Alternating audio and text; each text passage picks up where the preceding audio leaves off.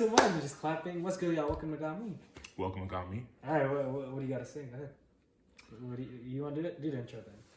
All right, cool. Well, this is a podcast started by two friends. I think we know each other more than half our lives, maybe 6th, 7th grade, something crazy like that. Kind of into the same shit. Been friends for a while, so we said, why don't we get together, do something like this, and yeah, we just wanted to see how this goes. With this podcast, a bunch of topics like sports to entertainment to Whatever's trending on Twitter. yeah, politics, current events, pop culture, fitness, gym culture, all that stuff. I think we're pretty immersed in a bunch of these things. And kind of with the name of the podcast, also we wanted to focus on like some current events, some that caught our eye for the entire week. So we kind of want to start it off with the Got Me moment of the week. Sorry, I forgot to introduce myself. My name's Justin, and this is Manny. What's good? What's good? So we wanted to start off with that, the Got Me moment of the week. So let me ask you, my friend, what's your Got Me moment of the week? Would have to be UFC 286. UFC 286, and which moment exactly? Come on. The main event. Well, what else? Leon Edwards defends his title by unanimous decision. Be honest, I didn't really watch any other fight besides that. I got a text from you. You were like, all right, put on the fight. I was like, okay, rush to get the fight on stream. It was cool. It was cool, I guess. I mean, I wrote a couple notes for that. Of course, I was pulling for Kamaru Usman, fellow Nigerian man. So was really pulling for him to, put through. But hard fought fight. What are your thoughts on that? I would say Kamaru needs to retire. I mean, looking at that fight, I felt like the best thing he did was take him down, and he didn't do much of it. Yeah. No damage. If you looked at like the first 2 rounds, I feel like his body shots to the kicks were really taking a big effect on him. Then later on with the knees coming together, I feel like that was a big game changer. And we were kind of talking about that. In the first 2 rounds, I was just all like, Leon's getting a lot of shots. We're talking about the leg kicks, the body kicks really getting to Kamaru, but I just kept saying in my head, if Kamaru could just get some takedowns, land a couple shots, he can keep it somewhat competitive, which we thought going into the 3rd round. In the 3rd round, we could definitely say Kamaru beat his ass in the 3rd round. I don't know about that. I mean, it was a 10-8 round, but it would have been 10-9, obviously, for Leon getting that point taken off, because why? He got taken down, he was trying to get up, Kamaru was about to take him down again, and guess what he does? Pulls on the cage. I wrote a note, I said, this is like the WWE, I think Leon Edwards thought it was a steel cage match, trying to get out of the ring. Well, yeah, I would say there were some kind of iffy calls there. There were some like dirty nut shots. I would say they were complete accidents. He was trying to go for the body. Yeah, of course. But it did look like it was like piling up way too much, And then sometimes I hate going on Twitter because Twitter's like, Herb Dean should never referee a big title fight. I'm just like, he didn't do anything wrong. He was just trying to lay down the law, Like, he did. But I think that's super funny. Going on to the championship rounds 4 and 5. I didn't really see much of 4 because Dana White doesn't want us to have. Yeah, that was like when both our streams kind of went down. But round 5, I definitely thought Leon won round 5. I thought it'd get closer if Kamaru was able to land a couple more shots, but I feel like Leon was just relentless.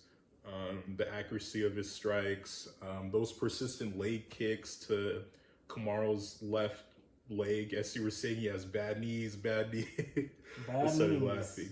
But those leg kicks, as I was saying, allowed Leon to be able to land a couple of body shots or head shots, because it's making Kamaru think, oh, I need to check this kick, which kind of leaves him open for whatever Leon's going to throw. And Kamaru's a tough guy, you know, like he didn't falter at any time, and he tried 10 or 11 takedowns. So I mean, pretty pretty good fight. I was kind of sad that it was a unanimous decision because I don't know. I thought it'd be split decision. I don't know. I thought that 10-8 round and the fact that the first two were close, and I didn't see four, but everyone's saying four was probably either a tie or Kamaru Usman. So I was expecting some type of split decision, but I expected Leon to win regardless. So You know what really surprised me about that fight? It wasn't the kicks. It wasn't a takedown defense. It wasn't the nut shots. It was his hands. yeah, When he hit him in the face a couple times, those shots were the one that hurt. yeah, I didn't think Kamaru hurt him one bit. yeah. I think. Yeah. I agree with that. I know he got an elbow in maybe round 2 or 3, which stunned Leon a little, but the guy's a tough guy. I mean, he pulled through and can't really be mad at him. What do you think about his next opponent, Colby Covington? I saw Dana White already announced that. What do you think about that? It would be a crazy fight. So imagine the trash talk. I'm just mad because Kamaru beat Covington twice. So that's my whole thing. I'm just That's just how it goes, you know? What if Kamaru beats the guy twice, and then what if Leon beats Covington? Is Covington just done from the sport or what? Well, or is he just out we'll of contention? See. That's only one fight. And then how about that that other guy, Shavkat or whatever his name is? I think he's the next guy. Yeah, I saw that he's they're trying to set up a fight with him and that other guy. I totally forgot his name. But I'm thinking Shavkat or whatever his name is. Bilal Muhammad. There we go. Bilal remembered the name Muhammad. So I believe whoever wins that would get the winner of the Covington Edwards fight. And then if Usman doesn't retire and maybe he gets another minor welterweight fight, I can see, you know, the welterweight division continuing to thrive because, you know, I'm more of the light heavyweight kind of thing, which I wanted to get into in the other UFC 285. We had John Bones Jones do his thing. So, but before we get there, let me just say what I think is gonna happen. Go ahead. I'll say if Jorge Masvidal wins, it'll be him versus Leon Edwards. He's fighting Gilbert Burns, and that's a tough win. Yeah. Both been on losing streaks, if I'm not mistaken. Correct. Gilbert Burns won his last fight. Okay. Yeah. Okay. It's only Jorge. He lost twice to Kamaru, once to Kobe, and this might be his fourth. Now, if Burns wins, we'll have to see. I think if Burns wins, it's more likely to be Kobe. I think they will push that. But if not, I want to see Shavkat versus the winner. Yeah, because I forgot who we fought the last at 285. Geoff Neal? But yeah, Geoff Neal. Made him look stupid. No, Geoff Neal is a tough guy. Geoff Neal's a tough guy, but I'm saying Shavkat made him look like he did like a rag doll, just he did. pounding him. So. He just came forward like those punches mean nothing to me. I'm saying. But speaking of 285, John Bones Jones over Cyril Gane. I mean, I think everyone expected it, but how'd you feel about a round 1? I don't think any of us expected a round 1 finish like that. But no one knew what was going on. I was like, he got that in? He tapped? I was like, what? Yeah, I don't know if I wasn't watching that with you live, but I remember we were texting about it, and I was surprised because I didn't even see what happened until the replay. And like Daniel Cormier was the same thing on the announcing team. It was like, what just happened? What just happened? Exactly, yeah. But it just shows you how like technical John Jones is, especially after being out of the sport for 3 years. You know, he continued training. You know, his MMA experience is out of this world, and you know he's one of the greatest fighters of all time. I don't think there's any question about it. I don't see Khabib or anyone else doing what John Jones. You remember how it used to be like George St. Pierre was the GOAT, and then like Khabib just came on. Yeah, Anderson Silva, George St. Pierre, we were all just incredible. Chuck Liddell had his time, all those things, and then Khabib just demolished everyone in his path, basically. And then we're just like, Khabib's the best, and we're like, wait, did we not forget about John Jones? And it's tough because I guess the last fight we saw of him before this past one was gone was before COVID against Dominic Reyes, where I didn't watch the fight, to be honest with you. I saw the fight highlights, but I saw that it was a very close fight.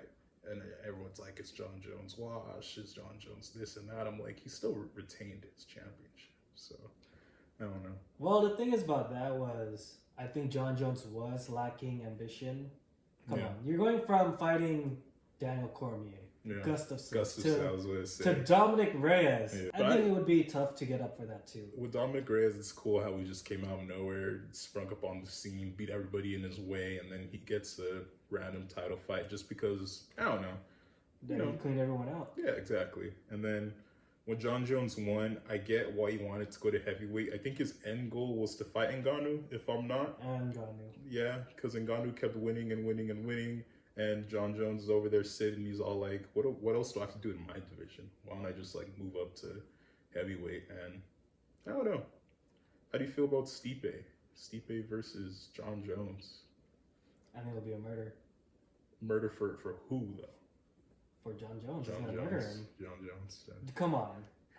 Stipe is good, but he was also struggling with like DC's wrestling as well. Yeah, but he also beat DC 2 out of the 3 times. DC was an old man. But the last 2 fights, he was an old man. He had back surgery, broken hands. He was 40. I guess, but Stipe was still pretty nice. And he, I don't want to say held his own against Ngannou because Ngannou's a monster, but... Well, it's kind of like that now then. John Jones 35, peak prime. Stipe is like on his way out at 40. And this is for sure his last fight. If he loses this, I don't see him returning at all. I mean, I wouldn't blame him to not return to the sport, but I don't know. Pretty interesting. Pretty interesting. Anyone else in the heavyweight division could make some noise if John Jones were to lose to Stipe? Or would John Jones immediately get a rematch? There's this UK guy, I don't know if you've heard of him, Tom Aspinall. I have not. He just lost to Curtis Blades, but it was like a freakish knee injury, first round.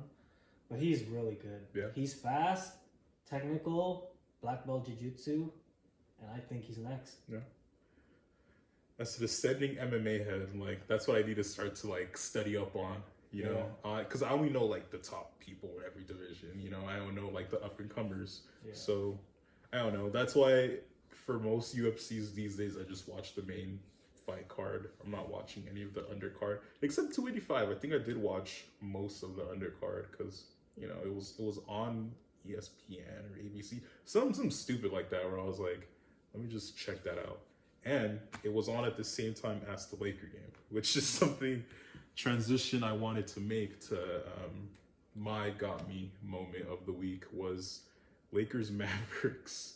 What was that? Friday night, Lakers Mavericks. Lakers up by 5 or 6 with 30 seconds to go.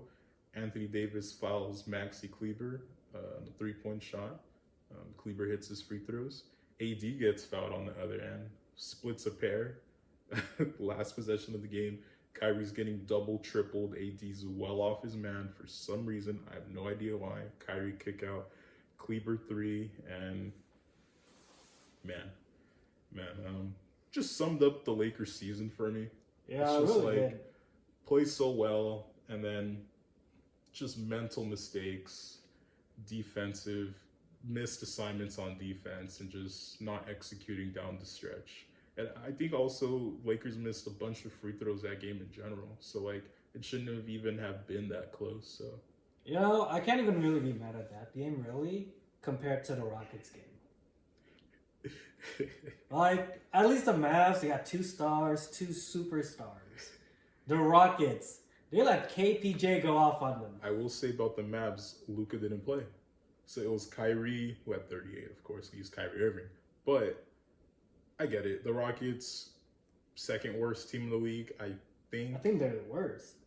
Spurs or the Pistons are the worst. I'm pretty confident of that. But the Rockets, the West, I think Rockets are second worst because the Spurs are doo-doo.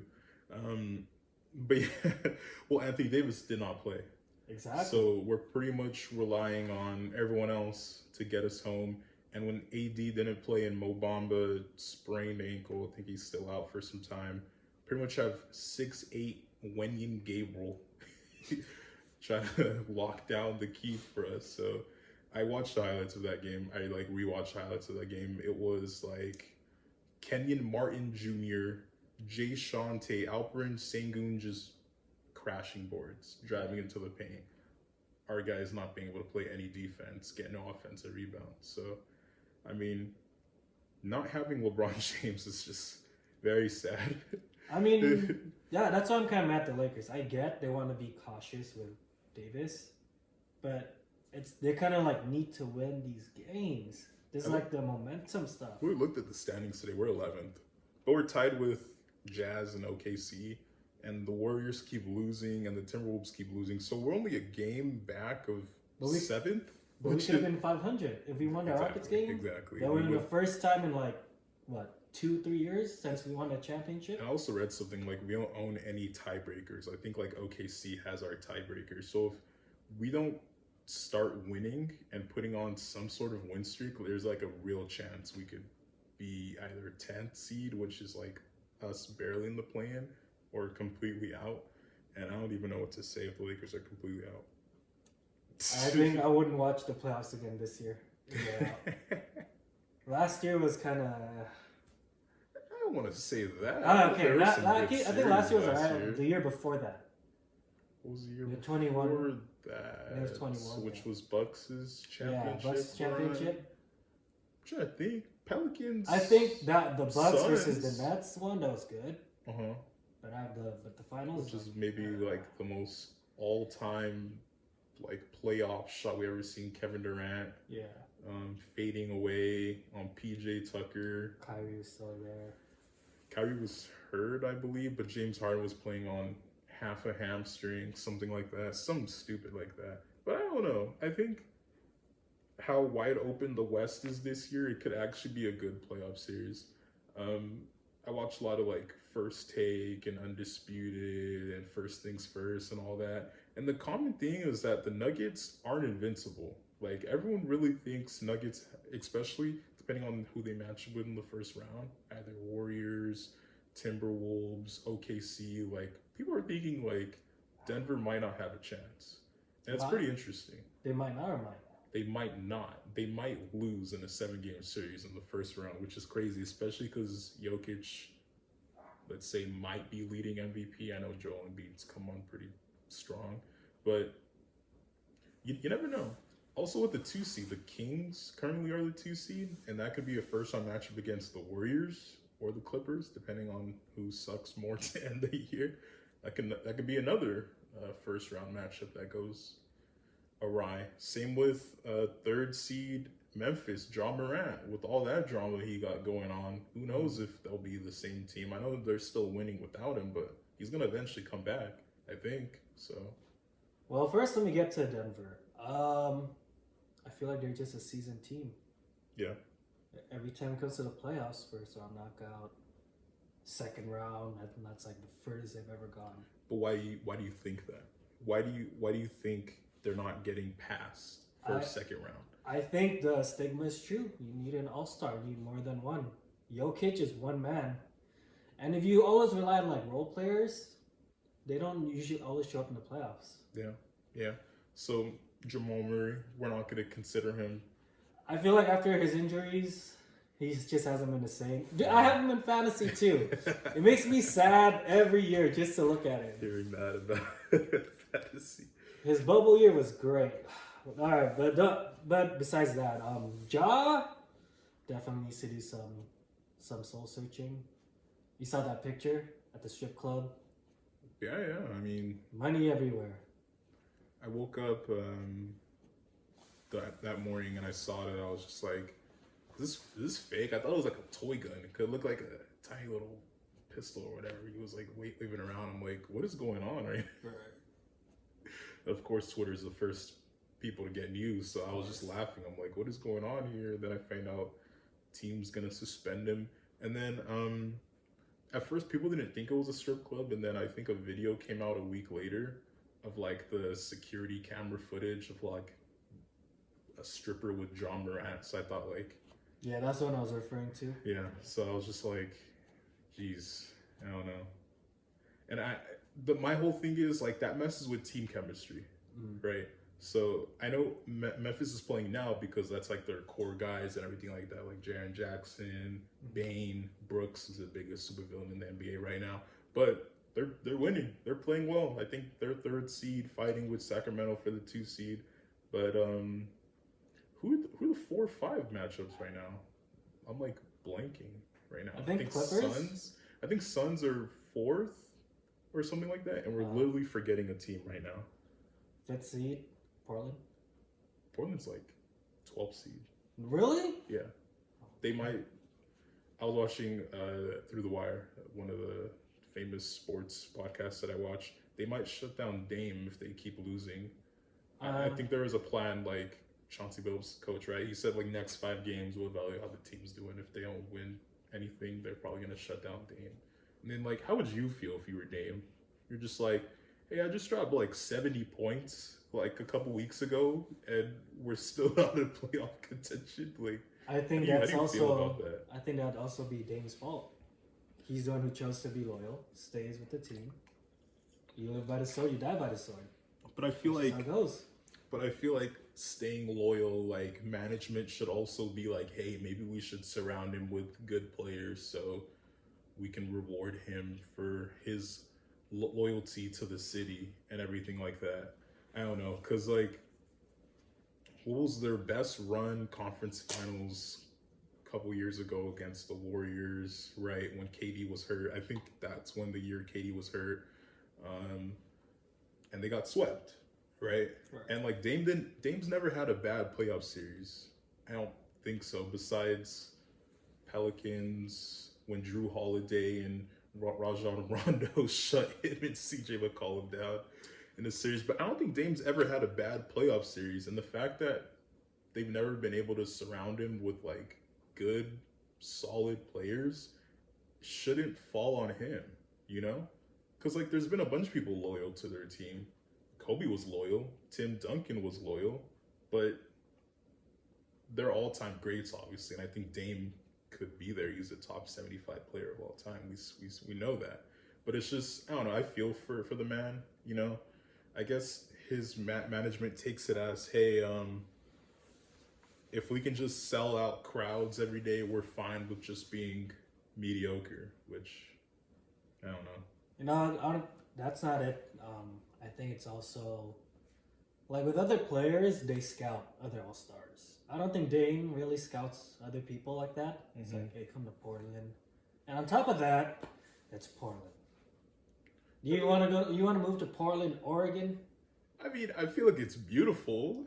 I feel like it's not a terrible place to live. I just think it's not glitzy LA, you know, or like... Well, yeah. If you're young, rich, a millionaire, you don't want to spend your days in Oregon. You want to spend your days in LA, New York, Miami. But what if I'm young and Portland's willing to pay me a lot of money for me to be an even bigger multimillionaire? Would you say no to that? I think that's tough.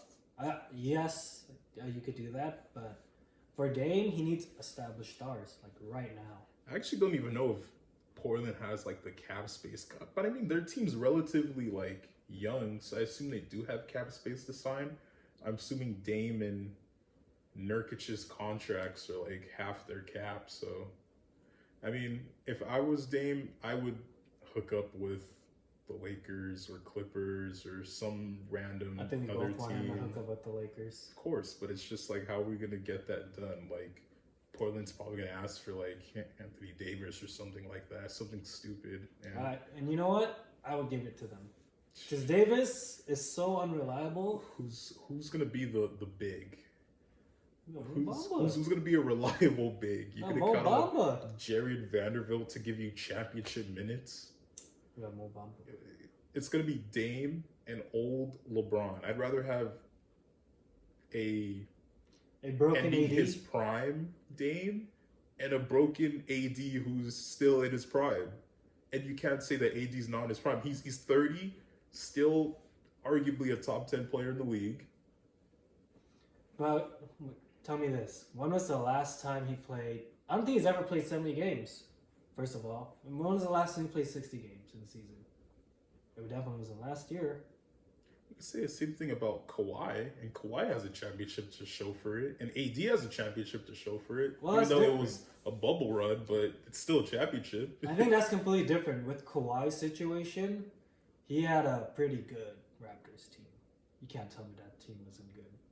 Okay, if they were pretty good, why didn't they win before Kawhi got there? That's what they needed, the extra push.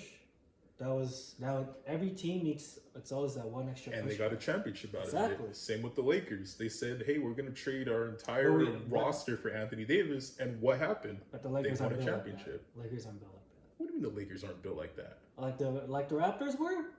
Are you kidding me? And In 19? LeBron, KCP, I Danny meant Green, right now. Anthony Davis, Right now. Dwight Howard. Right now.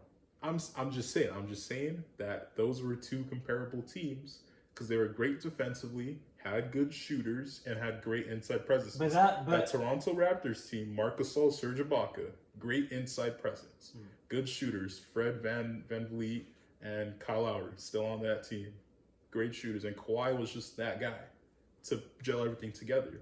Is that not similar to the LeBron team where LeBron was that guy to gel it all together? Good bigs, AD, Dwight, good shooters, KCP, Danny Green, even though Danny Green missed that game 5 shot. But that's not what I'm talking about. That team was like, okay, yeah, that team was a good team. Compared to a team, like, especially this season we started with, we started with Lonnie Walker. Lonnie Walker. He's a pretty good 3-point shooter. We started with Willie Gabriel too. What's his name? Winley? Wenyen Gabriel? He's a cheap big. Who was our point guard? Tell me who was our point guard. Russell Westbrook. Hey man, he's a top 75 player. And look what he's doing to the Clippers now. I think they won 1 game since he's been there. 2 or 3. They're not. I think the Clippers, I don't think you could blame everything on Russ. Come on. There's no way you could have blamed all that on Russ. You're right. But the Lakers signed Rondo that first year when they knew they had Russ. Does that make any sense? You're going to put 2 non-shooters on the court at the same time? You know what? I think they were just expecting Rondo to be just playoffs Rondo. That's why they saved him. But playoff Rondo is Rondo facilitating the offense. And if you have Russ on the court, you want Russ standing in the corner waiting for a Rondo dive for 3? No. Blame Magic. He loves triple-double, guys. Was Magic even still like... Yeah, he was still in charge at the time. When Russ came? Yeah. No. Because Russ came COVID year, first year COVID. Magic was gone before AD got there. I just remember Magic for drafting Lonzo. That's what I remember Magic for drafting Lonzo because he hyped him up like crazy, and then Magic left eventually because butting heads with I assume LeBron and Jeannie Buss. I think it was more than stuff. that. I think it was like they needed someone to pin the blame. Yeah, but I feel like I don't know. I think Magic just didn't want the stress of all those endeavors, and what happened was a season or 2 after he left, the Lakers won a championship. But speaking of Lonzo Ball, did you hear what happened with him? What was it? Because I look at Shams Karate on Twitter a lot, and I saw that. But like how Shams is like wording the surgery, he sounded like it was pretty sad. Like the guy was trying to like ramp up some sort of activity, but I don't know. Man has glass knees or something because he's saying he's having another like major knee procedure. And if he's having it at the end of this season, what is he gonna be back? So let me just like give a brief history of what happened first. Lonzo has been out since 2022 season, 2021. I couldn't even tell you. Well, like he definitely didn't play this season. I think he played some of last season. Yeah. This is gonna be like his 3rd knee surgery. That's crazy. Yeah, and he said he was like it was bad. Like he's struggling to walk. That's pretty bad already. Like how do you even like predict that though? Like because coming out of high school, he played every minute, every game in high school at UCLA. Starting point guard, probably played more than half the game. So how does that even like translate to the NBA? Like what just broke down for him? You think he just put on a lot of muscle too fast and his body was just breaking down, or like what happened? I think it's just different. We've seen this with a lot of players. We've seen this with Greg Oden, Hassim Tabi. So many great players after college, just after NBA. And I feel like maybe it is too many games, too much traveling. It's possible, but it could also be how Lonzo eats. Because I saw some of the Ball in the Family, not gonna lie. I seen the stuff that they be eating, bro. It's Ball like in the LeVar Ball Family is eats wild. chocolate chips and freaking milk. The Ball of the Family is wild. I think Lonzo's career could take like a Grant Hill arc, where it's like he obviously wasn't the level of talent that everyone thought Grant Hill would be, but I think Lonzo, after he gets back from his knee surgeries and all these things, he's gonna find him like a niche role as like a defensive guard shooter, because that's what Grant Hill basically was after all those surgeries. Basically, he was a defensive guy, leave him in the quarter, hit some threes. If I remember growing up, watching him on the Phoenix Suns towards the end of his career, like that's what he was, because his knees were shot, you know. So, and also Lonzo Ball's first year with the Bulls, he was a good shooter from three, right? Changed his shooting form. I think he was a 40% shooter. Played great defense. Is always going to be a good passer, because that's what he was known for coming out of college and high school sports and all that stuff. So I just hope he finds a good niche for himself. And the Ball family in general has just had some bad luck. LaMelo broke his ankle, basically, right? Something like that. So Angelo getting turned down again. I think he's just chilling in the G League right now. So I don't even know if he's playing the G League. I don't know. I think that's the last I heard from him. He was playing for whatever the G League team for the Charlotte Hornets was. I guess LaMelo put in a good word. The Swarm. Something like that. So, I mean, whatever. Just hope everything goes well for him and all that. Because I don't know. I don't know about you, but I was one of those people, the 2016 Chino Hills team. I followed them like crazy. Oh no, you did. You were the guy that told me about them. I was like, who? Yeah. What kind of last name is Ball? Yeah, I mean they were pretty fire. I mean, what was it? Onyeka Okongwu here. Let me name their starting five: Lonzo, LaMelo, LiAngelo, Onyeka Okongwu, and Eli Scott. Didn't some of them actually like got pretty far in basketball career wise, at least? Well, Onyeka backs up Clint Capella. Oh, there you go. Eli Scott, I think he played at LMU, 4 years college, and I think he's playing overseas now. We obviously know about Lonzo and LaMelo. So, yeah, I mean, cool. And they kind of, I don't know, thrived with all those like TikToks and all that stuff, seeing like Lonzo Ball do all those like rapping videos and LaMelo Ball do all those rapping videos and all that stuff. I don't know. Well, it was just cool to see. Speaking of TikTok, did you hear about how it's possibly getting banned? I saw that.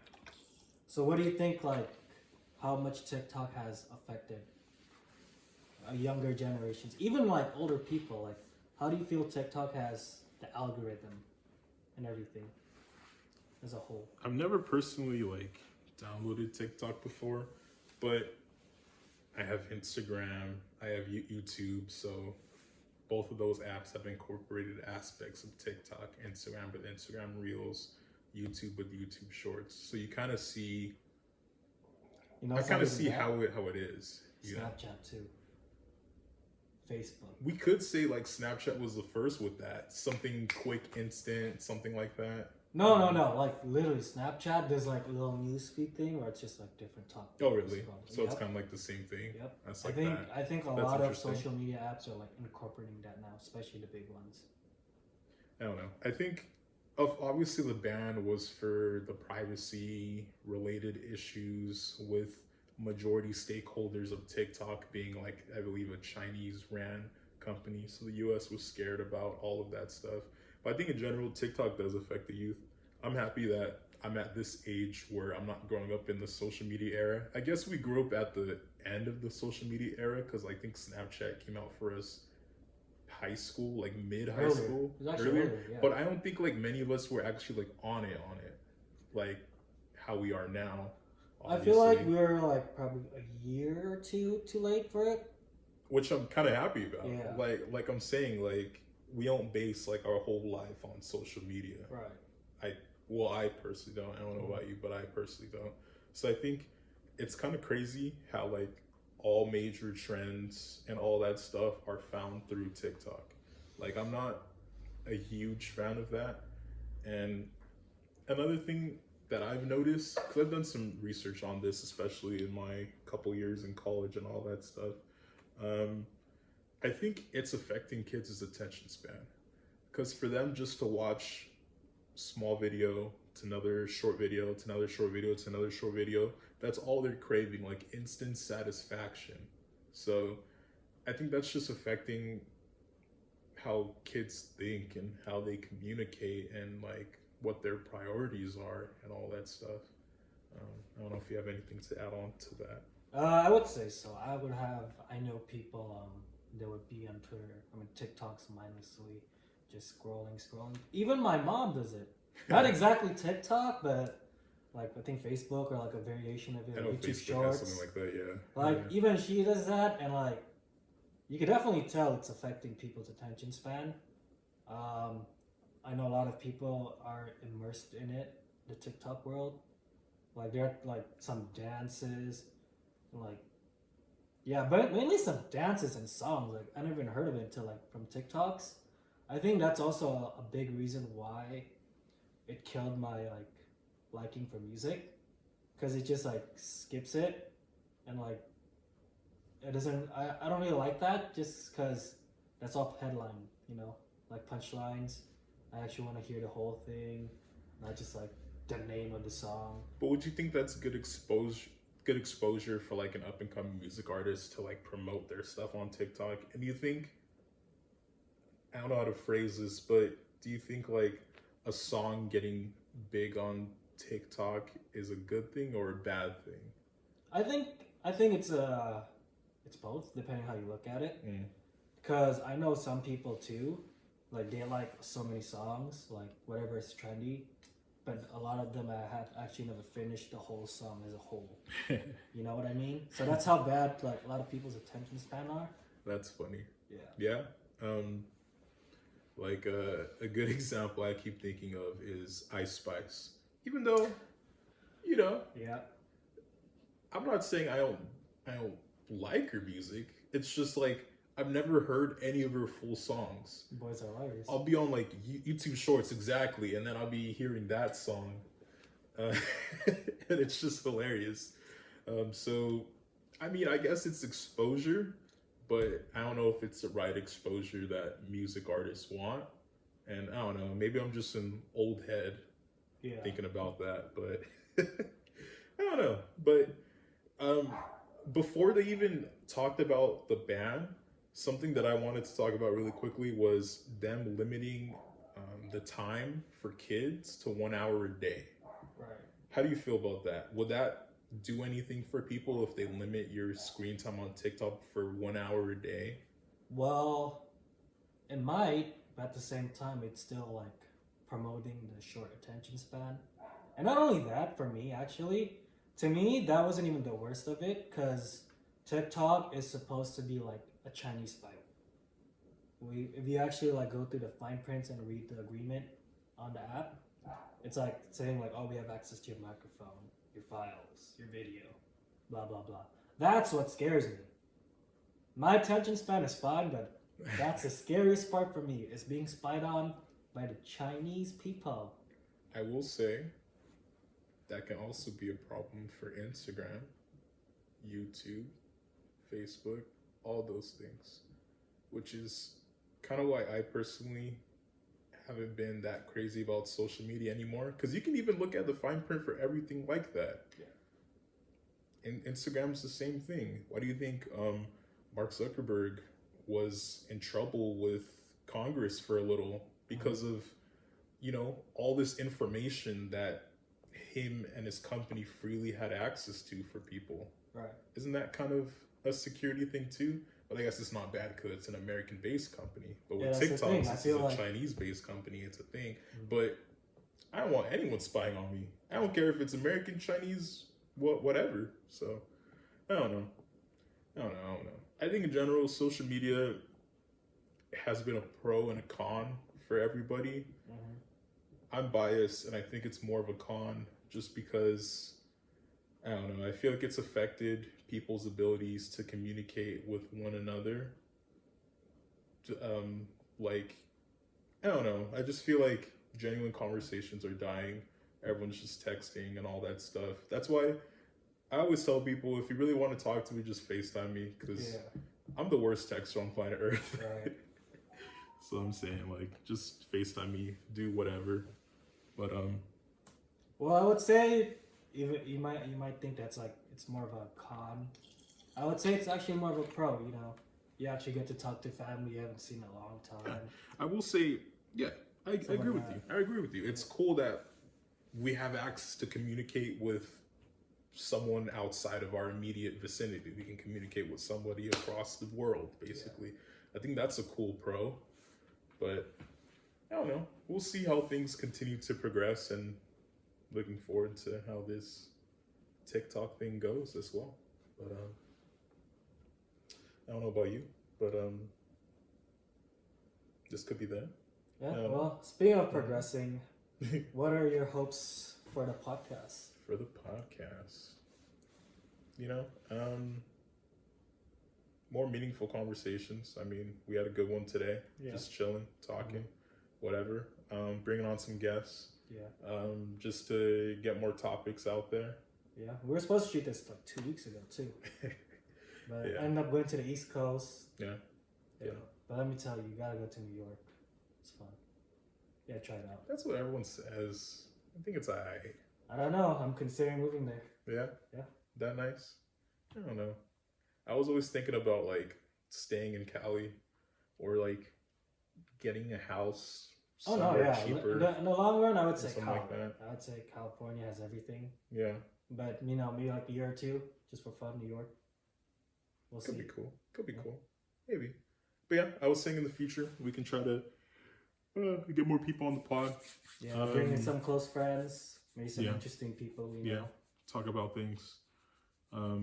Get different aspects on things, because I like to argue with people. I like to debate. Yeah. I like stuff like that. So skip Bayless, well. Bringing more aspects of everything is always cool. Yeah. So we can do that in the future. Easy. Stuff like that. But this was the Got Me podcast. All right. Thank you guys for tuning in. We'll see you guys next week. All right. That wasn't bad. Let's see how long that took. That was 45 minutes. Not bad. Can I turn this off? What? Or should I?